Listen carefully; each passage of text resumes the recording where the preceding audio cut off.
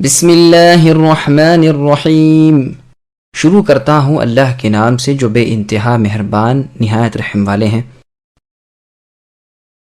سأل سائل بعذاب واقع للكافرين ليس له دافع من الله ذي المعارج تعرج الملائكة والروح إليه في يوم كان مقداره 50,000 سنة فاصبر صبرا جميلا إنهم يرونه بعيدا ونراه قريبا۔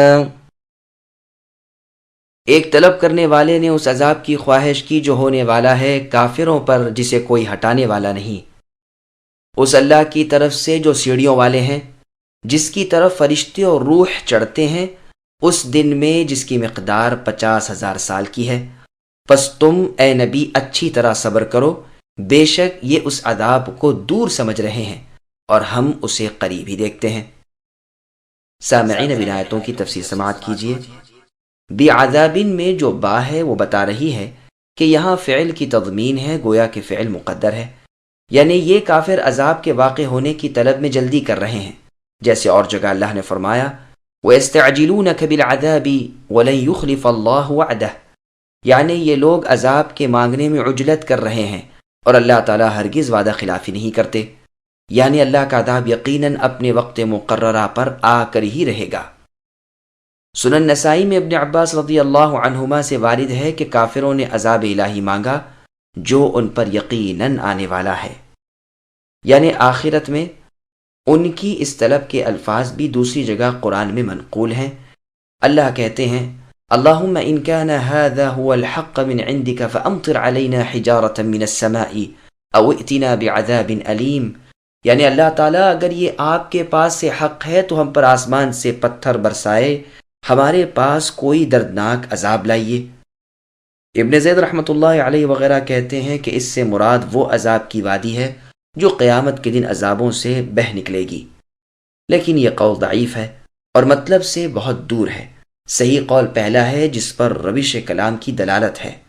پھر فرماتے ہیں کہ وہ عذاب کافروں کے لیے تیار ہے اور ان پر آ پڑنے والا ہے، جب آ جائے گا تو اسے کوئی دور کرنے والا نہیں اور نہ کسی میں اتنی طاقت ہے کہ اسے ہٹا سکے۔ معارج کا مفہوم۔ ذی المعارج کے معنی ابن عباس رضی اللہ عنہما کی تفسیر کے مطابق درجوں والے یعنی بلندیوں اور بزرگیوں والے اللہ، اور مجاہد رحمۃ اللہ علیہ فرماتے ہیں کہ معارج سے آسمان کی سیڑھیاں مراد ہیں۔ قتادہ رحمۃ اللہ علیہ کہتے ہیں فضل و کرم اور نعمت و رحم والے اللہ، یعنی عذاب اس اللہ کی طرف سے جو ان صفتوں والے ہیں۔ اللہ کی طرف فرشتے اور روح چڑھتے ہیں۔ روح کی تفسیر میں ابو صالح رحمۃ اللہ علیہ فرماتے ہیں کہ یہ قسم کی مخلوق ہے، انسان تو نہیں لیکن انسانوں سے بالکل مشابہ ہے۔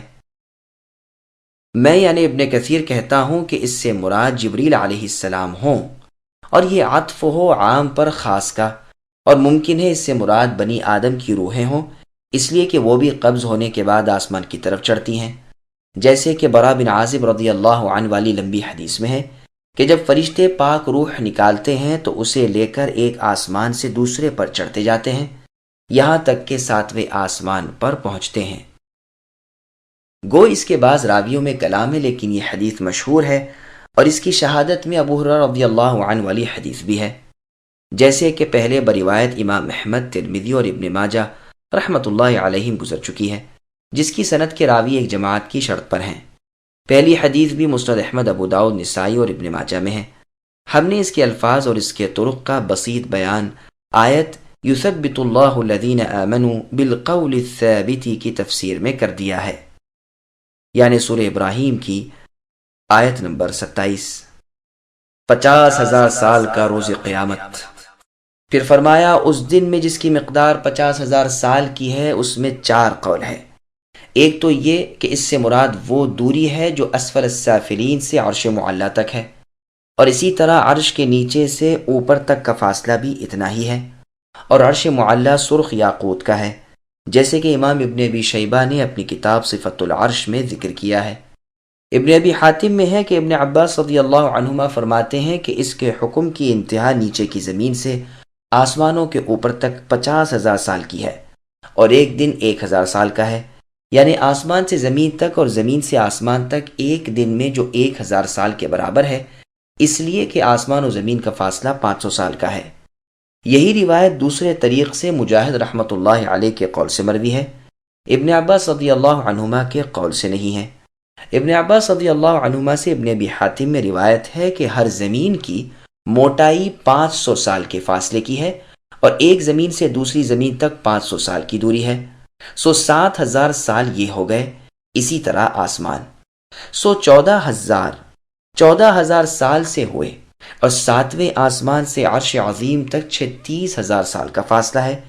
یہی معنی ہے اللہ تبارک و تعالیٰ کے اس فرمان کے اس دن میں جس کی مقدار 50,000 سال کے برابر ہے۔ دوسرا قول یہ ہے کہ مراد اس سے یہ ہے کہ جب سے اس عالم کو اللہ تعالیٰ نے پیدا کیا ہے، تب سے لے کر قیامت تک اس کی بقا کی آخری مدت 50,000 سال کی ہے۔ چنانچہ مجاہد رحمۃ اللہ علیہ فرماتے ہیں کہ دنیا کی کل عمر 50,000 سال کی ہے، اور یہی ایک دن ہے جو اس آیت میں مراد لیا گیا ہے۔ اکرمہ رحمۃ اللہ علیہ فرماتے ہیں کہ دنیا کی پوری مدت یہی ہے، لیکن کسی کو معلوم نہیں کہ کس قدر گزر گئی اور کتنی باقی ہے، بجز اللہ تبارک و تعالیٰ کے۔ تیسرا قول یہ ہے کہ یہ دن وہ ہے جو دنیا و آخرت میں فاصلہ ہے۔ محمد ابن کعب القرظی یہی فرماتے ہیں، لیکن یہ قول بہت ہی عجیب و غریب ہے۔ چوتھا قول یہ ہے کہ اس سے مراد قیامت کا دن ہے، ابن عباس رضی اللہ عنہما سے بسند صحیح مروی ہے۔ اکرمہ رحمۃ اللہ علیہ بھی یہی فرماتے ہیں۔ ابن عباس رضی اللہ عنہما کا قول ہے کہ قیامت کے دن کو اللہ تعالیٰ کافروں پر 50,000 سال کا کر دیں گے۔ مسند احمد کی حدیث میں ہے کہ ابو ہریرہ رضی اللہ عنہ کے پاس سے قبیلہ بنو عامر کا ایک شخص گزرا۔ لوگوں نے کہا کہ حضرت یہ اپنے قبیلے میں سب سے بڑا مالدار ہے۔ آپ نے اسے بلوایا اور فرمایا، کیا واقعی تم سب سے زیادہ مالدار ہو؟ اس نے کہا، ہاں، میرے پاس رنگ برنگ کے سینکڑوں اونٹ، قسم قسم کے غلام، اعلیٰ اعلیٰ درجے کے گھوڑے وغیرہ ہیں۔ ابو ہریرہ رضی اللہ عنہ نے فرمایا، دیکھو خبردار، ایسا نہ ہو کہ یہ جانور اپنے پاؤں سے تمہیں روندیں اور اپنے سینگوں سے تمہیں ماریں۔ بار بار یہی فرماتے رہے، یہاں تک کہ عامری کے چہرے کا رنگ اڑ گیا، اور اس نے کہا، ابو ہریرہ یہ کیوں؟ آپ نے فرمایا، سنو، میں نے رسول اللہ صلی اللہ علیہ وسلم سے سنا ہے کہ جو اپنے اونٹوں کا حق ادا نہ کرے گا، یعنی ان کی زکوٰۃ نہ دے گا، ان کی سختی میں اور ان کی آسانی میں، تو اسے اللہ تعالیٰ قیامت کے دن ایک چٹیے لمبے چوڑے صاف میدان میں چت لٹائیں گے، اور ان تمام جانوروں کو موٹا تازہ کر کے حکم دیں گے کہ اسے رونتے ہوئے چلو۔ چنانچہ ایک ایک کر کے اسے کچلتے ہوئے گزریں گے۔ جب آخر والا گزر جائے گا تو اول والا لوٹ کر آ جائے گا۔ یہی عذاب اسے ہوتا رہے گا اس دن میں جس کی مقدار 50,000 سال کی ہے، یہاں تک کہ لوگوں کے درمیان فیصلے ہو جائے، پھر وہ اپنا راستہ دیکھ لے گا۔ اسی طرح گائے، گھوڑے، بکری وغیرہ بھی، سینگ دار جانور اپنے سینگوں سے بھی اسے مارتے جائیں گے، کوئی ان میں بے سینگ کا یا ٹوٹے ہوئے سینگ والا نہ ہوگا۔ عامری نے پوچھا، اے ابو ہریرہ فرمائیے، اونٹوں میں اللہ تعالیٰ کا حق کیا ہے؟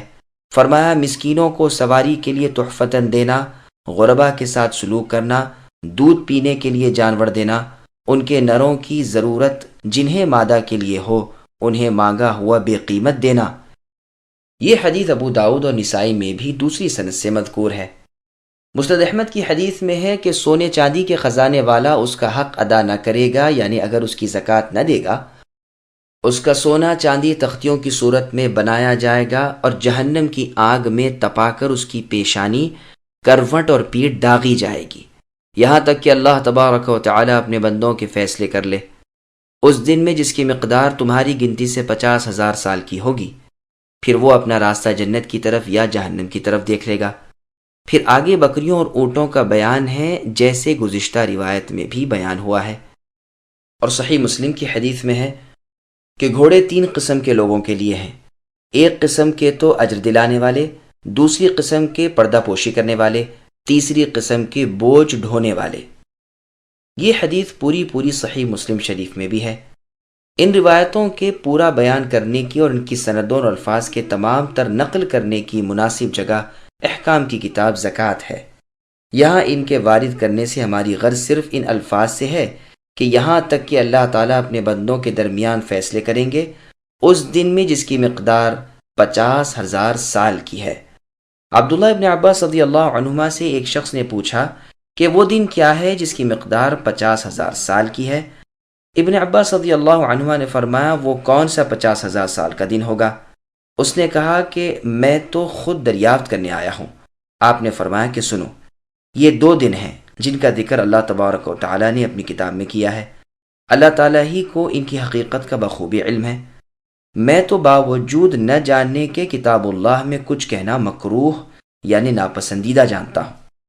پھر آگے اللہ فرماتے ہیں کہ اے نبی، تم اپنی قوم کے جھٹلانے پر اور عذاب کے مانگنے کی جلدی پر جسے وہ اپنے نزدیک نہ آنے والا جانتے ہیں صبر و سہار کرو، جیسے اور جگہ اللہ نے فرمایا یستعجل بها الذین لا یؤمنون بها الى آخر الآیہ، یعنی بے ایمان تو قیامت کے جلد آنے کی تمنائیں کرتے ہیں اور ایماندار اس کے آنے کو حق جان کر اس سے ڈر رہے ہیں۔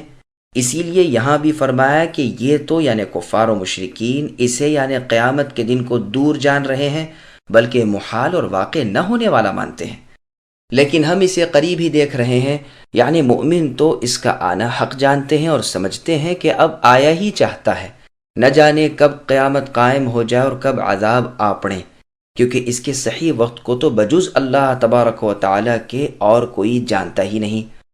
بس ہر وہ چیز جس کے آنے اور ہونے میں کوئی شک نہ ہو اس کا آنا قریب ہی سمجھا جاتا ہے اور اس کے ہو پڑنے کا ہر وقت کھٹکا ہی رہتا ہے۔ يوم تكون السماء كالمهل وتكون الجبال كالعهن ولا يسأل حميم حميما يبصرونهم يود المجرم لو يفتدي من عذاب يومئذ ببنيه وصاحبته وأخيه وفصيلته التي تؤويه ومن في الأرض جميعا ثم ينجيه كلا إنها لظى نزاعة للشوى تدعو من أدبر وتولى وجمع فأوعى۔ جس دن آسمان مثل تیل کی تلچھٹ کے ہو جائے گا اور پہاڑ مثل رنگین اون کے ہو جائیں گے اور کوئی دوست کسی دوست کو نہ پوچھے گا حالانکہ ایک دوسرے کو دکھا دیے جائیں گے۔ گنہگار آج کے دن کے عذاب کے بدلے فدیے میں اپنے بیٹوں کو اور اپنی بیویوں کو اور اپنے بھائیوں کو اور اپنے کنبے کو جو اسے جگا دیتا تھا اور روئے زمین کے سب لوگوں کو دینا چاہے گا تاکہ اسے نجات مل جائے، مگر ہرگز یہ نہ ہوگا۔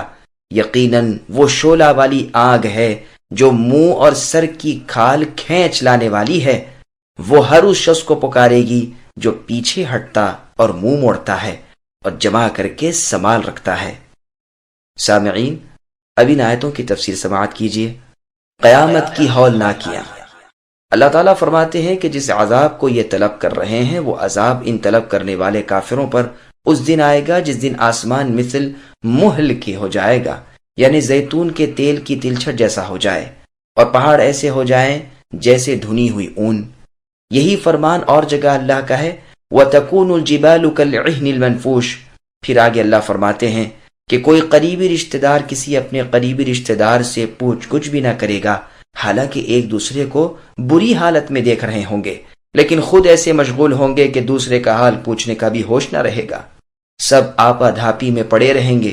ابن عباس رضی اللہ عنہما فرماتے ہیں کہ ایک دوسرے کو دیکھے گا، پہچانے گا، لیکن پھر بھاگ کھڑا ہوگا، جیسے اور جگہ اللہ نے فرمایا لِكُلِّ امْرِئٍ مِّنْهُمْ يَوْمَئِذٍ شَأْنٌ يُغْنِيهِ، یعنی ہر ایک شخص ایسے مشغلے میں لگا ہوا ہوگا جو دوسرے کی طرف متوجہ ہونے کا موقع ہی نہ دے گا۔ اور جگہ اللہ کا فرمان ہے کہ لوگو اپنے رب سے ڈرو اور اس دن کا خوف کرو جس دن باپ اپنی اولاد کو اور اولاد اپنے باپ کو کچھ کام نہ آئے گی۔ اور جگہ اللہ کا ارشاد ہے کہ گو قرابت دار ہوں لیکن کوئی کسی کا بوجھ نہ بٹائے گا۔ اور جگہ اللہ نے فرمایا فَإِذَا نُفِخَ فِي الصُّورِ فَلَا أَنْسَابَ بَيْنَهُمْ يَوْمَئِذٍ وَلَا يَتَسَاءَلُونَ، یعنی سور پھونکتے ہی سب آپس کے رشتے ناتے اور پوچھ گچھ ختم ہو جائے گی۔ اور ایک جگہ فرمایا یوم یفر المرء من اخیہ و امہ و ابیہ و صاحبتہ و بنیہ، یعنی اس دن انسان اپنے بھائی سے، ماں سے، باپ سے، بیوی سے اور فرزند سے بھاگتا پھرے گا، ہر شخص بوجہ اپنی پریشانیوں کے دوسرے سے غافل ہوگا۔ یہ وہ دن ہوگا کہ اس دن ہر گنہگار چاہے گا کہ اپنی اولاد کو اپنے فدیے میں دے کر جہنم کے عذاب سے چھوٹ جائے، اور اپنی بیوی کو اور اپنے بھائی کو اور اپنے رشتے کنبے کو اور اپنے خاندان اور قبیلے کو، بلکہ چاہے تمام روئے زمین کے لوگوں کو جہنم میں ڈال دیا جائے لیکن اسے آزاد کر دیا جائے۔ آہ، کیا ہی دلگداز منظر ہے کہ اپنے کلیجے کے ٹکڑوں کو، اپنی شاخوں اور اپنی جڑوں کو اور سب کے سب کو آج فدا کرنے پر تیار ہے تاکہ خود بچ جائے۔ فصیلہ کے ایک معنی مال کے بھی کیے گئے ہیں۔ غرض کے تمام تر محبوب ہستیوں کو اپنی طرف سے بھیٹ میں دینے پر دل سے رضامند ہوگا، لیکن کوئی چیز کام نہ آئے گی، کوئی بدلہ اور فدیہ نہ کھپے گا، کوئی عوض اور معاوضہ قبول نہ کیا جائے گا، بلکہ اس آگ کے عذابوں میں ڈالا جائے گا جو اونچے اونچے اور تیز تیز شعلے پھینکنے والی اور سخت بھڑکنے والی ہے، جو سر کی کھال تک جھلسا کر کھینچ لاتی ہے، بدن کی کھال دور کر دیتی ہے اور کھوپڑی پل پلی کر دیتی ہے، ہڈیوں کو گوشت سے الگ کر دیتی ہے، رگ پھٹے کھچنے لگتے ہیں، ہاتھ پاؤں ایٹنے لگتے ہیں، پنڈلیاں کٹی جاتی ہیں، چہرہ بگڑ جاتا ہے، ہر عضو بگڑ جاتا ہے، چیخ پکار کرتا رہتا ہے، ہڈیوں کا چورا کرتی رہتی ہے، کھالیں جلاتی جاتی ہیں۔ یہ آگ اپنی فصیح زبان اور اونچی آواز سے اپنے والوں کو جنہوں نے دنیا میں بدکاریاں اور اللہ کی نافرمانیاں کی تھی پکارتی ہے۔ پھر جس طرح پرند جانور دانہ چگتا ہے، اسی طرح میدان محشر میں سے ایسے بد کردار لوگوں کو ایک ایک کر کے دیکھ بھال کر چن لیتی ہے۔ اب ان کی بدعمالیاں بیان ہو رہی ہیں کہ یہ دل سے جھٹلانے والے اور بدن سے عمل چھوڑ دینے والے تھے، یہ مال کو جمع کرنے والے اور سربند کر کے رکھ چھوڑنے والے تھے، اللہ تعالیٰ کے ضروری احکام میں بھی مال خرچ کرنے سے گریز کرتے تھے، بلکہ زکوٰۃ تک ادا نہ کرتے تھے۔ حدیث میں ہے، رسول اللہ نے فرمایا، جس کو امام بخاری اور مسلم نے نکالا، کہ سمیٹ سمیٹ کر سینت سینت کر نہ رکھو، ورنہ اللہ تعالیٰ بھی تجھ سے روک لیں گے۔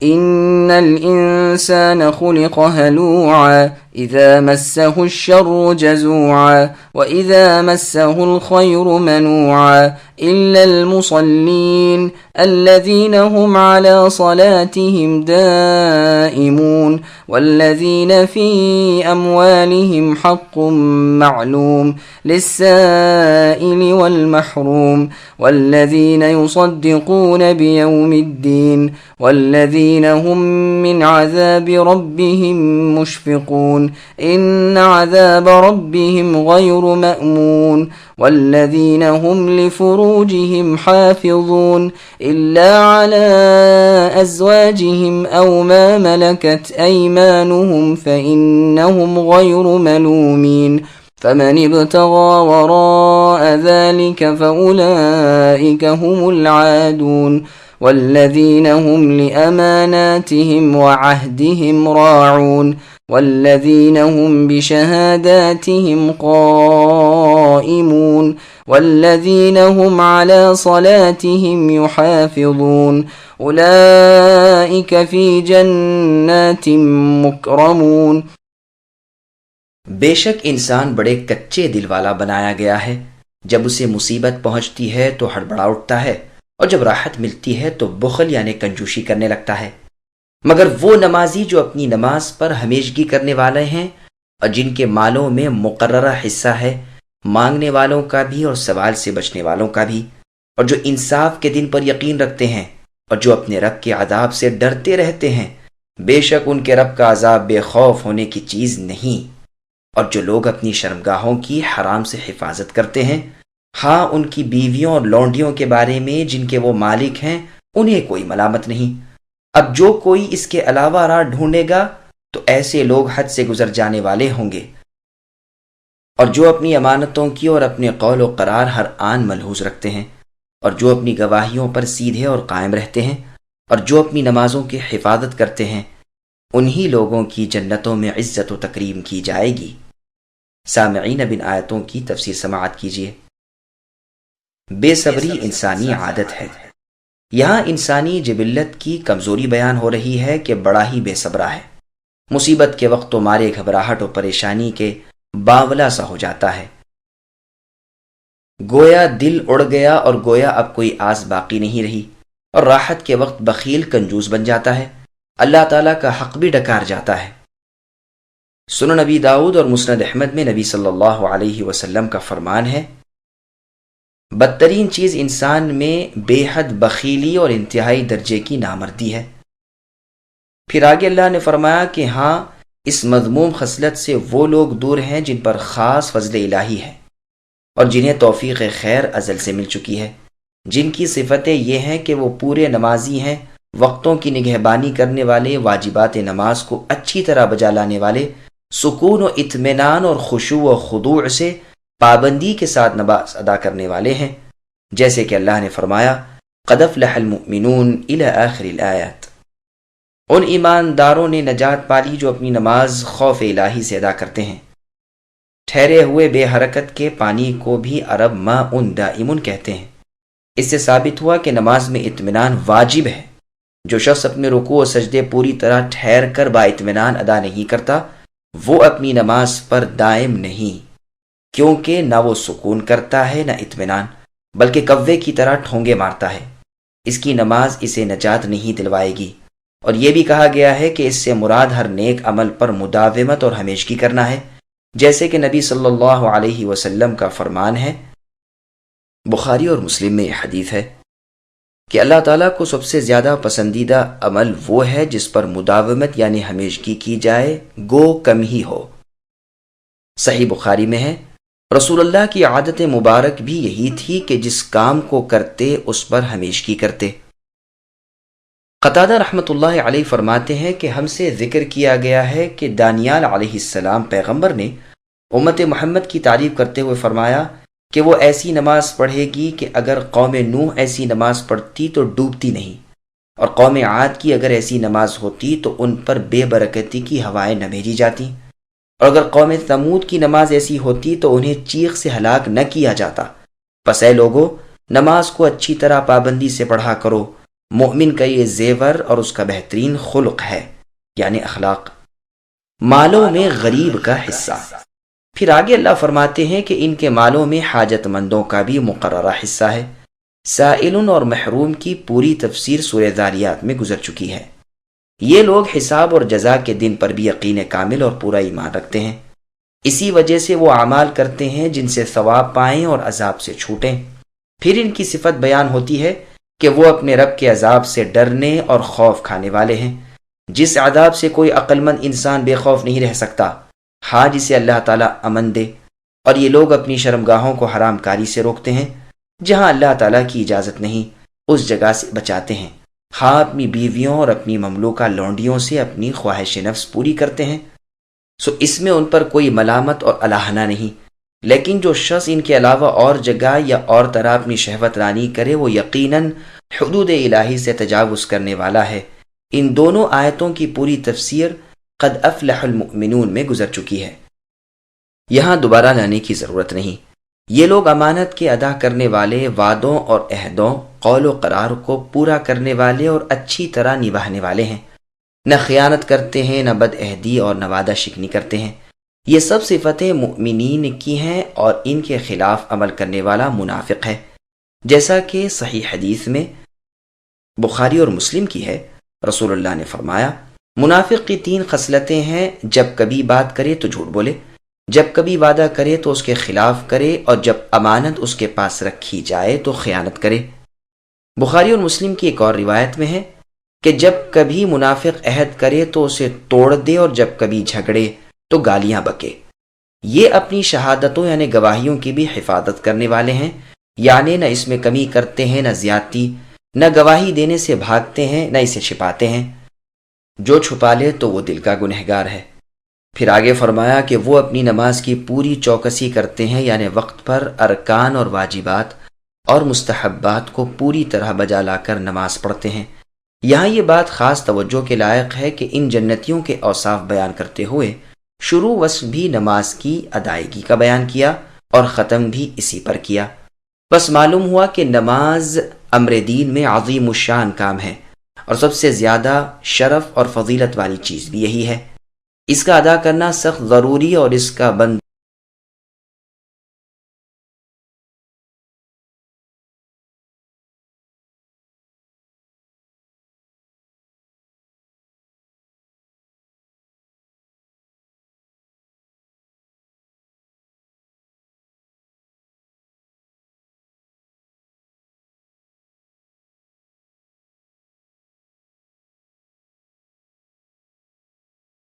فما للذين كفروا قبلك مهطعين عن اليمين وعن الشمال عزين أيطمع كل امرئ منهم أن يدخل جنة نعيم كلا إنا خلقناهم مما يعلمون فلا أقسم برب المشارق والمغارب إنا لقادرون على أن نبدل خيرا منهم وما نحن بمسبوقين فذرهم يخوضوا ويلعبوا حتى يلاقوا يومهم الذي يوعدون يوم يخرجون من الأجداث سراعا كأنهم إلى نصب يوفضون خاشعة أبصارهم ترهقهم ذلة ذلك اليوم الذي كانوا يوعدون۔ بس اے نبی، کافر تمہاری طرف کیوں دوڑتے آتے ہیں، دائیں اور بائیں سے گروہ کے گروہ؟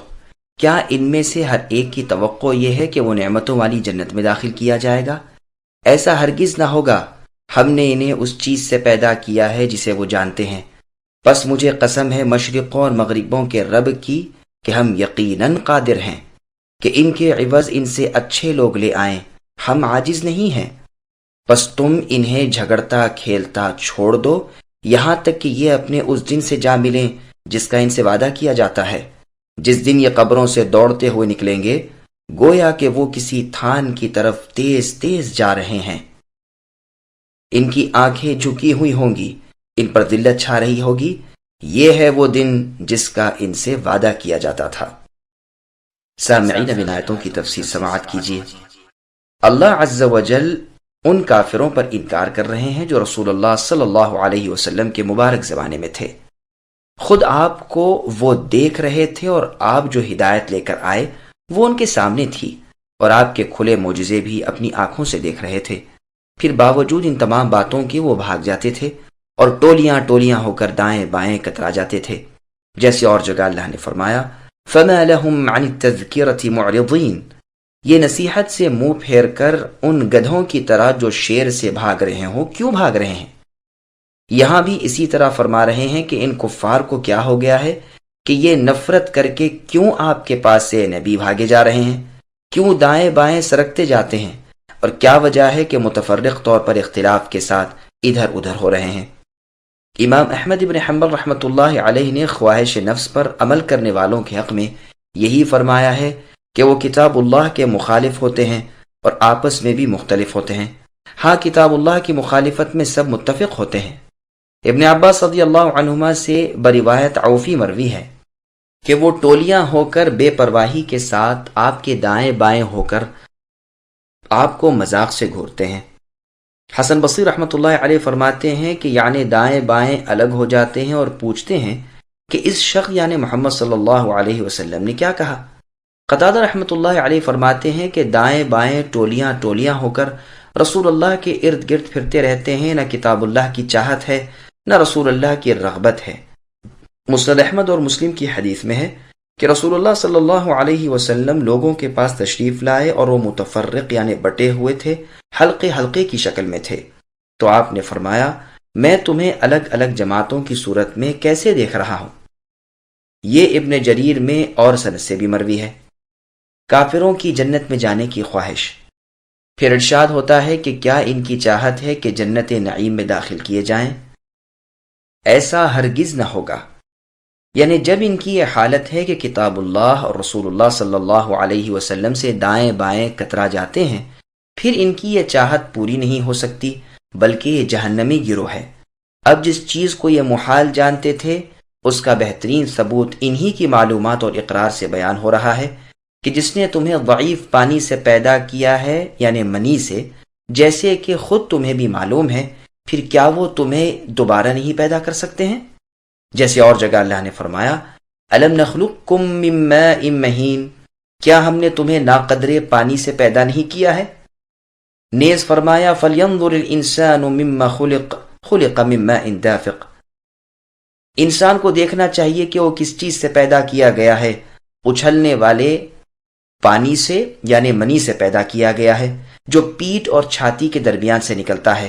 یقیناً وہ اللہ تعالیٰ اس کے لوٹانے پر قادر ہے، جس دن پوشیدگیاں کھل پڑیں گی اور کوئی طاقت نہ ہوگی نہ مددگار۔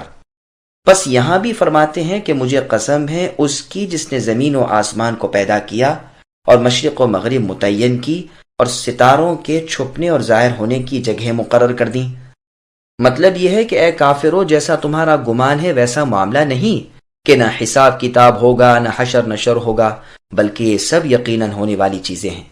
اسی لیے قسم سے پہلے ان کے باطل خیال کی تکذیب کی اور اسے اس طرح ثابت کیا کہ اپنی قدرت کاملہ کے مختلف نمونے ان کے سامنے پیش کیے، مثلا آسمان و زمین کی ابتدائی پیدائش اور ان میں حیوانات، جمادات اور مختلف قسم کی مخلوق کی موجودگی، جیسے اور جگہ اللہ نے فرمایا لخلق السماوات والارض اکبر من خلق الناس ولكن اکثر الناس لا يعلمون، یعنی آسمان و زمین کا پیدا کرنا لوگوں کے پیدا کرنے سے بہت بڑا ہے، لیکن اکثر لوگ بے علم ہیں۔ مطلب یہ ہے کہ جب بڑی بڑی چیزوں کو پیدا کرنے پر اللہ تعالیٰ قادر ہیں تو چھوٹی چھوٹی چیزوں کی پیدائش پر کیوں قادر نہ ہوں گے؟ جیسے اور جگہ اللہ نے فرمایا اولم يروا ان الله الذي خلق السماوات والارض ولم يعي بخلقهن بقادر على ان يحيي الموتى بلى انه على كل شيء قدير، یعنی کیا یہ نہیں دیکھتے کہ جس نے آسمانوں اور زمینوں کو پیدا کیا اور ان کی پیدائش میں نہ تھکے، کیا وہ اللہ مردوں کو زندہ کرنے پر قادر نہیں ہے؟ بے شک وہ قادر ہیں، اور ایک اسی پر کیا ہر چیز پر اللہ کو کامل قدرت حاصل ہے۔ ایک اور جگہ فرمایا اولیس الذی الی آخر الآیہ، یعنی کیا زمین و آسمان کو پیدا کرنے والے اللہ ان کے مثل پیدا کرنے پر قادر نہیں؟ ہاں ہیں، اور وہی اللہ پیدا کرنے والے اور جاننے والے ہیں۔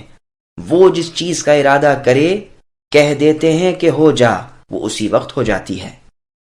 مشرق اور مغرب کے رب، یہاں ارشاد ہو رہا ہے کہ مشرقوں اور مغربوں کے پروردگار کی قسم، ہم ان کے ان جسموں کو جیسے یہ اب ہیں اس سے بھی بہتر صورت میں بدل ڈالنے پر پورے قادر ہیں۔ کوئی چیز، کوئی شخص اور کوئی کام ہمیں عاجز اور درماندہ نہیں کر سکتا۔ جیسے ایک اور جگہ اللہ نے فرمایا ایحسب الانسان ان لن نجمع عظامہ الآیات، کیا کسی انسان کا یہ گمان ہے کہ ہم اس کی ہڈیاں جمع نہ کر سکیں گے؟ غلط گمان ہے، بلکہ ہم تو اس کی پور جمع کر کے ٹھیک ٹھاک بنا دیں گے۔ ایک اور جگہ اللہ نے فرمایا نحن قدرنا بینکم الموت الآیات، یعنی ہم نے تمہارے درمیان موت مقدر کر دی ہے، اور ہم اس سے عاجز نہیں کہ تم جیسوں کو بدل ڈالیں اور تمہیں اس نئی پیدائش میں پیدا کریں جسے تم جانتے بھی نہیں۔ بس ایک تو مطلب آیت مندرجہ بالا کا یہ ہے، دوسرا مطلب امام ابن جریر رحمۃ اللہ علیہ نے یہ بھی بیان فرمایا ہے کہ ہم اس امر پر قادر ہیں کہ تمہارے بدلے ایسے لوگ پیدا کر دیں جو ہمارے مطیع و فرما بردار ہوں اور ہماری نافرمانیوں سے رکے رہنے والے ہوں۔ جیسے ایک اور جگہ اللہ نے فرمایا وَإِن تَتَوَلَّوْا الْآیَةِ، یعنی اگر تم نے منہ موڑا تو اللہ تعالیٰ تمہارے سوا اور قوم لائیں گے اور وہ تم جیسی نہ ہوگی۔ لیکن پہلا مطلب دوسری آیتوں کی صاف دلالت کی وجہ سے زیادہ ظاہر ہے، واللہ سبحانہ وتعالی اعلم۔ جھٹلانے والوں کی روز قیامت پیشی۔ پھر آگے اللہ فرماتے ہیں اے نبی، انہیں ان کے جھٹلانے اور کفر کرنے اور سرکشی میں بڑھنے ہی میں چھوڑ دو، جس کا وبال ان پر اس دن آئے گا جس کا ان سے وعدہ ہو چکا ہے، جس دن اللہ تعالیٰ انہیں بلائیں گے اور یہ میدان محشر کی طرف جہاں انہیں حساب کے لیے کھڑا کیا جائے گا۔ اس طرح لپکتے ہوئے جائیں گے جس طرح دنیا میں کسی بت یا علم کو یا تھان اور چلے کو چھونے اور ڈنڈوت کرنے کے لیے ایک دوسرے سے آگے بڑھتے ہوئے جاتے ہیں۔ مارے شرم و ندامت کی نگاہیں زمین میں گڑی ہوئی ہوں گی اور چہروں پر پھٹکار برس رہی ہوگی۔ یہ ہے دنیا میں اللہ تعالیٰ کی اطاعت سے سرکشی کرنے کا نتیجہ، اور یہ ہے وہ دن جس کے ہونے کو آج محال جانتے ہیں، اور ہنسی مذاق میں نبی